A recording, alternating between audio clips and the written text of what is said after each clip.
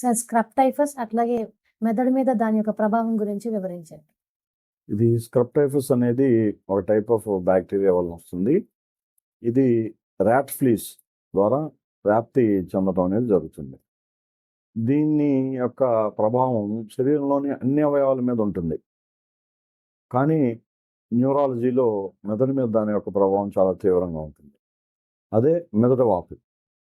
Scrub typhus ఒక్కసారి బాడీలో కనుక ఎంటర్ అయితే అది మెదడు వాపులోనికి దారి తీయవచ్చు. మెదడు వాపు అంటే ఫిట్స్ రావటం, కోమాలోకి వెళ్ళటం, ఒక్కొక్కసారి కాళ్ళు చేతులు చచ్చిపడిపోవటం, లేదా తీవ్రంగా బెడ్రిడెన్ అయిపోయి మరణం కూడా సంభవించేటువంటి ప్రమాదకరమైనటువంటి వ్యాధి. ఈ మధ్య కాలంలో ఇది ఆంధ్ర రాష్ట్రంలో ఉన్నటువంటి చాలా జిల్లాల్లో ఇది వ్యాప్తి చెందుతున్నట్టుగా తెలుస్తుంది.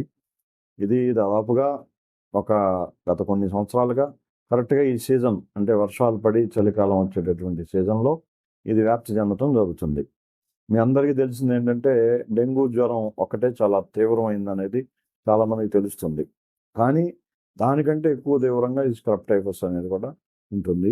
దీనిలో కూడా ప్లేట్లెట్స్ డ్రాప్ అవడం అనేది జరుగుతుంది. కిడ్నీ ఫెయిల్యూర్ అవుతుంది, లివర్ ఫెయిల్యూర్ అవుతుంది, అలాగే హార్ట్ ఫెయిల్యూర్స్, లంగ్ ఇటువంటి ఫెయిల్యూర్స్ కూడా జరుగుతూ ఉంటాయి. కాబట్టి ఇది కూడా చాలా ప్రాణాంతకమైనటువంటి వ్యాధి.